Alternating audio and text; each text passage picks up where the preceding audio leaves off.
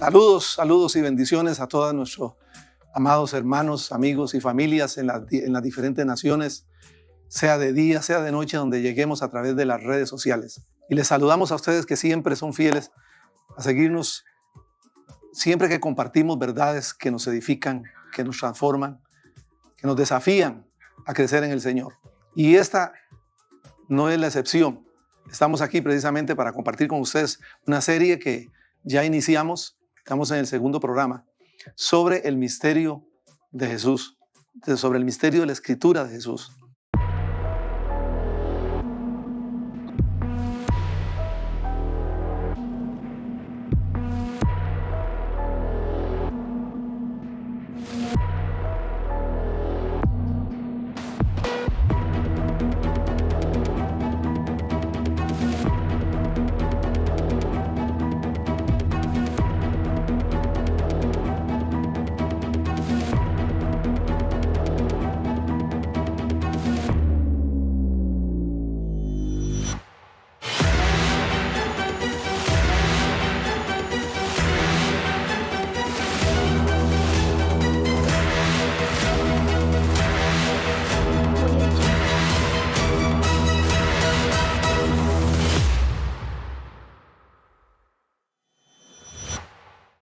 Hablábamos en el primer programa sobre cómo muchas veces hay maestros de la enseñanza, maestros que su conocimiento, su revelación ha sido trazado a través de siglos, respetados indiscutiblemente, bibliotecas para los estudiosos de la palabra que no deben de faltar sus comentarios.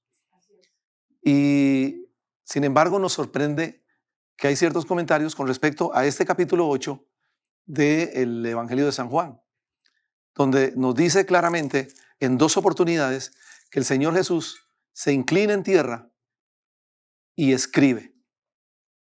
¿Qué fue lo que escribió? ¿A quién escribió? ¿Por qué escribió? ¿En qué momento escribió? ¿Cuál era el mensaje que estaba escribiendo? O nos quedaríamos con los respetables comentarios que tienen estos amados hermanos, a quienes particularmente respetamos mucho.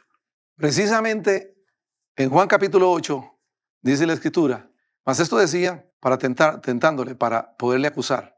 Pero Jesús, inclinándose en tierra, inclinándose hacia el suelo, escribía en tierra con el dedo.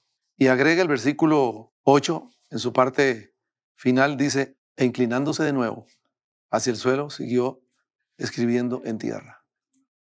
Y yo no sé usted, pero a veces cuando estudiamos la palabra de Dios siempre tenemos que hacernos preguntas para que nos traiga el Espíritu Santo la luz. Y es interesante entender que muchos de los estudiosos de la palabra tienen comentarios diferentes con respecto a este capítulo. Veamos, por ejemplo, lo que nos dice el gran maestro de la palabra, Matthew Henry. Esta es la única vez que el texto sagrado menciona a Jesús escribiendo. Eso es una verdad. Pero no se nos dice, y por tanto es vana curiosidad preguntar lo que escribía.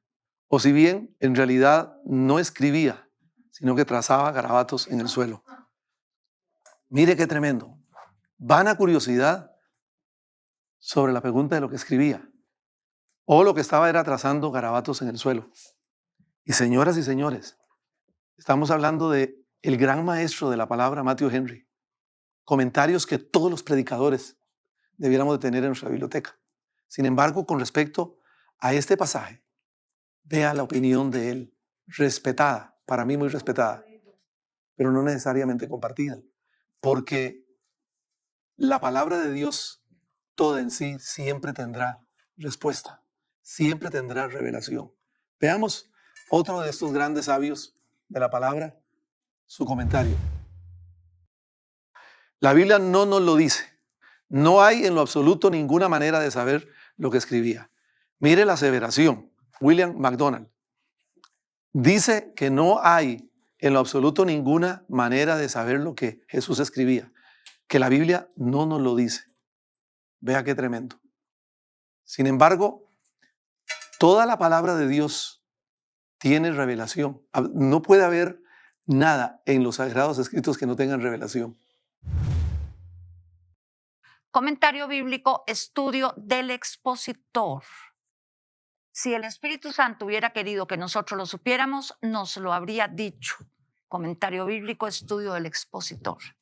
Y en realidad el Espíritu Santo quiere y ha querido revelarnos a cualquiera que entre a escudriñar la palabra y sobre todo entender en qué momento, en qué tiempo, bajo qué circunstancias se dio el episodio de la mujer adúltera. Sabemos que la Biblia originalmente no tenía capítulos, no estaba separada por capítulos ni nada de esto, pero la parte que puede darnos la corriente a llegar a esta revelación, porque esto es una serie, estimados amigos y hermanos, esto es una serie de programas donde vamos a ver elementos claves para poder llegar a la revelación que es para todos.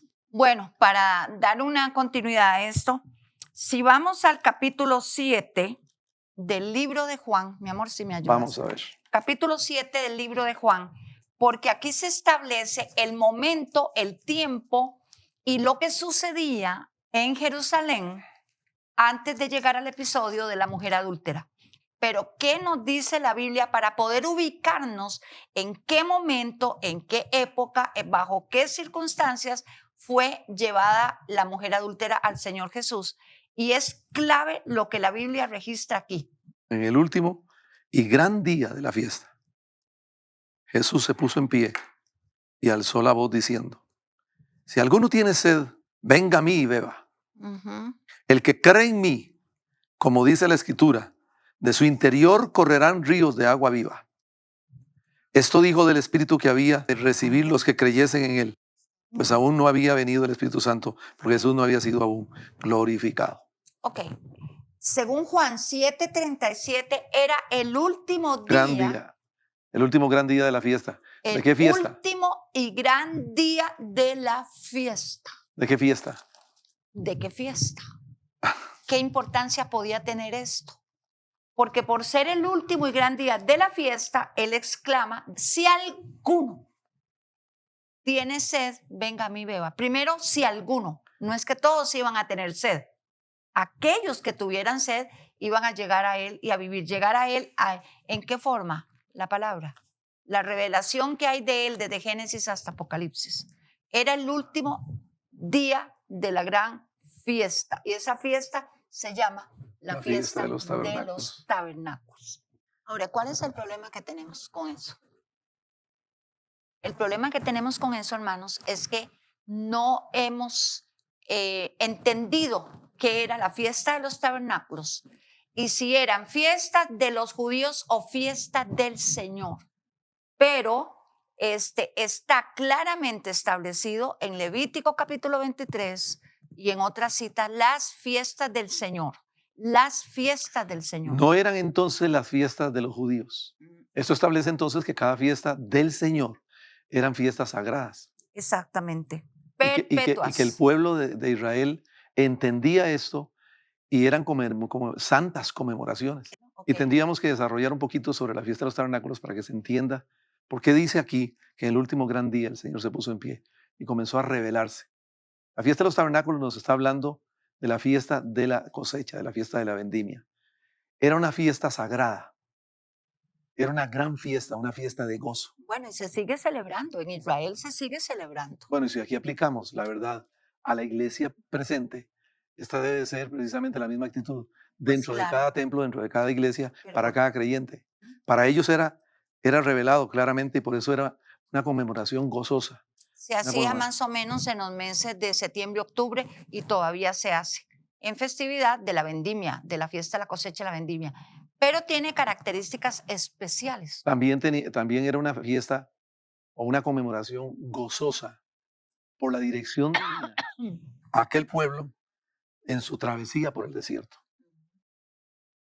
Era un recordatorio de su travesía por el desierto. ¿Qué pasó con Israel en el desierto después de que salieron de Egipto? Habitaban en cabañas.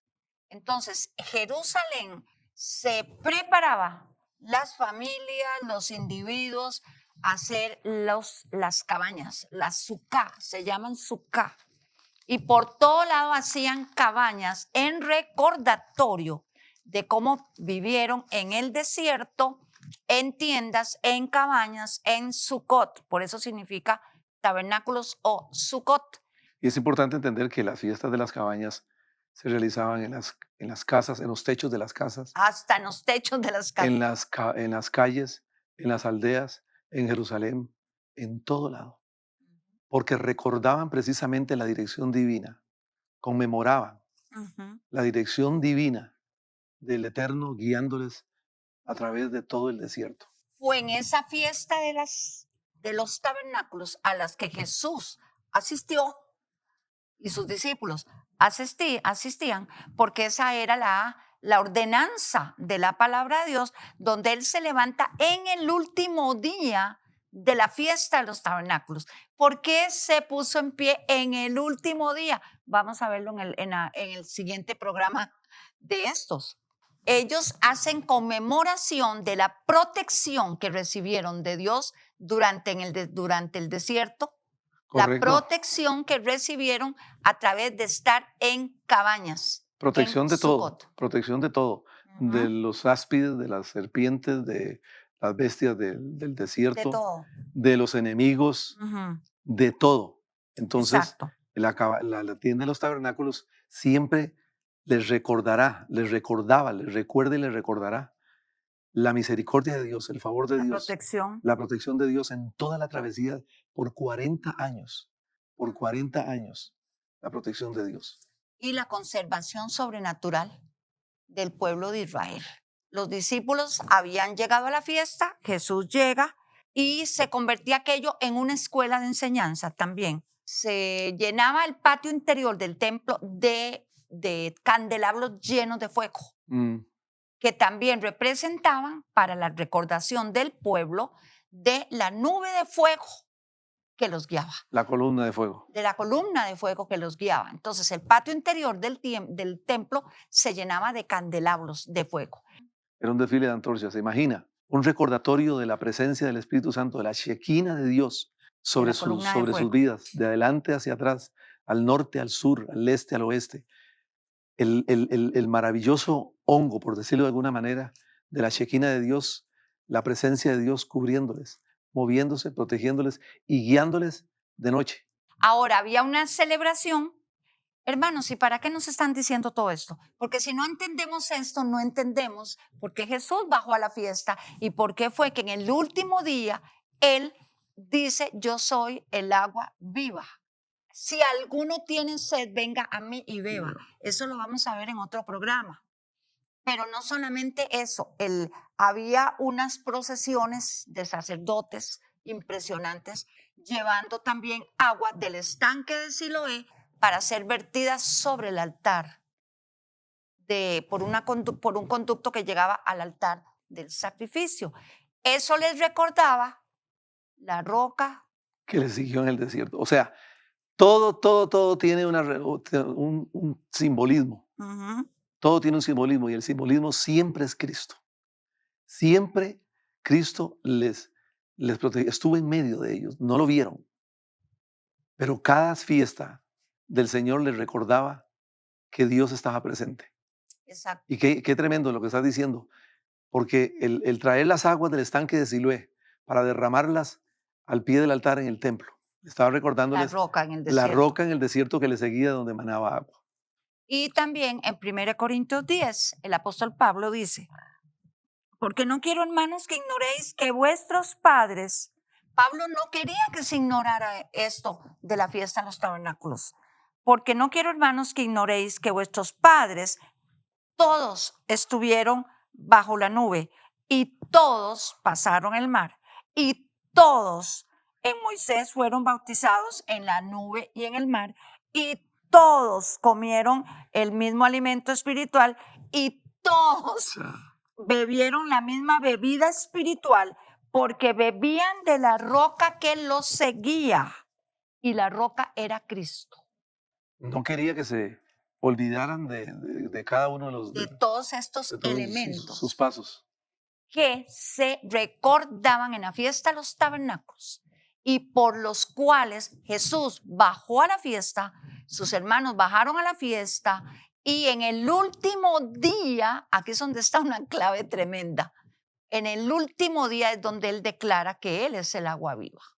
¿Por qué el Señor está hablando aquí en el último gran día de la fiesta de los tabernáculos? Pero ¿qué simboliza la fiesta de los tabernáculos? Para poder entender luego todo lo demás. Si no, lo entendemos a la letra y luego tiramos una revelación ligera, sin profundidad.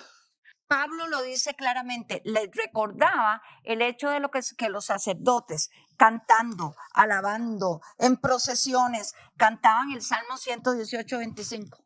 Ah, Los que llegaban a sacar el agua del pozo de Siloé, en embudos de oro, llegaban al pozo de Siloé, recogían el agua y la llevaban en esos cántaros al altar donde era derramado e iba a dar al altar de bronce. Cantando, gritando. Salmo 118, 118, 25. Oh Jehová, sálvanos ahora, te rogamos. Te rogamos, oh Jehová, que nos hagas prosperar ahora. Bendito el que viene en el nombre de Jehová. Desde la casa de Jehová os bendecimos. Jehová es Dios y nos ha dado luz. Mi Dios eres tú y te alabaré, Dios mío, y te exaltaré. Alabad a Jehová porque Él es bueno, porque para siempre es su misericordia. Así Era es. uno de los cánticos aleluyaticos. Ellos cantaban eso y 7 veces iban y traían el agua para ser depositada en el altar. ¿Y por qué 7 veces? Bueno, eso también tiene, los números también tienen que ver en todo esto. Pero Es digan qué fue lo que escribió, ¿por qué no decimos lo que escribió? Vamos a ir paso a paso, si vamos a ir lentamente para si que usted, no para que usted pueda esto. aprender. Eran también los sonidos de trompetas, el fuego imagínenselo, el fuego en los candelabros en el templo, en el patio interior del templo, más los sacerdotes trayendo ese agua, etcétera, etcétera. Y Jesús estaba ahí. Jesús estaba ahí cuando le llevaron a la mujer adúltera, pero todavía no vamos a especificar toda esta bendición tan tremenda para poder captar lo que es las fiestas sagradas y el por qué los comentaristas que hemos visto lo dieron por sellado, no hay revelación, no hay esto, no hay otro. Y nos atrevemos un poquito a decir que no conocían la tradición hebrea de las fiestas, por ejemplo, la fiesta de los tabernáculos. Muchos errores se dan en el presente y en el pasado. Omisiones. O omisiones. Errores, tal vez no, mejor llamémoslo omisiones. Se dieron en el pasado y se dan en el presente por no conocer las raíces hebreas de la persona del Señor Jesús, que nació en Israel, que fue hebreo, que tuvo padres hebreos, que desarrolló su ministerio en Israel. O sea, si no conocemos las raíces hebreas del Señor Jesús, si no conocemos las raíces hebreas de su cultura, si no conocemos las raíces hebreas de la palabra de Dios, entonces podemos omitir aspectos importantísimos en la revelación de la palabra. A nada conduce el lucubrar. ¿Y con qué se come eso? Dirá usted. Ahora lo vamos a ver. Respecto a qué escribía Jesús, la narración no le da importancia a este detalle. Oiga bien, dice que la narración no le da importancia a este detalle. No es un detalle, es toda una revelación. ¿Y qué significa lucubrar?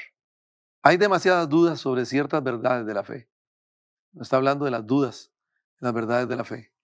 Excesivas elucubraciones teológicas respecto a los fundamentos de la vida cristiana. Eso es lo que significa elucubrar. Y es el comentario de estos grandes sabios, como vos lo has dicho, que están en las bibliotecas de todos los estudiosos, que han sido inspiración, Claro. las predicaciones que han pasado por más de 100 años. Bueno, nosotros consultamos la biblioteca de todos ellos. Entonces, tenemos que entender eso. Y el por qué el Señor se pone en pie, Juan 7:37, al decir en el último día de esta fiesta, ¿por qué razón? ¿Qué seguía? Porque toda la fiesta habla de Él, del Señor Jesucristo, que seguía en los acontecimientos después de que Habían 7 procesiones alrededor del altar. En los días precedentes, los sacerdotes cantaban en esta fiesta, y el último día de esta fiesta, los sacrificios iban disminuyendo, y era el último día, oiga bien, para sacar agua del pozo del Siloé. Era el último día para que estuvieran en tiendas, porque después eran desmanteladas, desmontadas, y la conclusión de esta fiesta era una santa convocación en el octavo día. Y fue en ese día que Jesús se levanta a hacer esta declaración. Si la Biblia, hermanos, si la Biblia hace énfasis en que en el último día de la fiesta de los tabernáculos, el Señor Jesús declara eso, ahí hay una revelación profundísima. La Biblia, hermanos, no nos está dando una situación cronológica. No es que era el último día simplemente, No, por eso, porque era algo cronológico. por eso quería agregar que Okay, no es solamente el último día, sino el último gran día de la fiesta. Así lo dice la palabra. Así lo dice, el último gran día de la fiesta. ¿Qué fiesta? La fiesta de los tabernáculos. O sea que un proceso iba a terminar para dar paso a otro gran proceso. Y es que como era un recordatorio de lo que el Señor había hecho por ellos en el desierto, era una reunión con Él. Claro. Era una fiesta gozosa de comunión con Él. Y a la hora que ya terminaba el 7º día, que desmontaban las cabañas, que ya no había más asuntos de agua, etcétera, etcétera, era el Eterno como diciéndoles: un día más con ustedes yo y ustedes conmigo.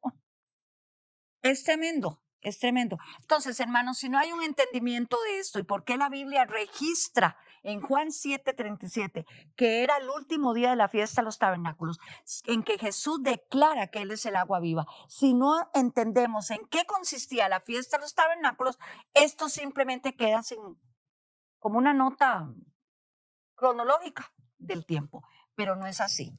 Y para ir finalizando, mi amor, quedamos en el tercer programa. Vamos a ver qué otros elementos sucedían. Queda pendiente lo del agua del Siloé. Queda pendiente. Es una cosa impresionante. Y queda pendiente lo que significa al fin y al cabo el tabernáculo, la fiesta de los tabernáculos. De lo que significan las tiendas.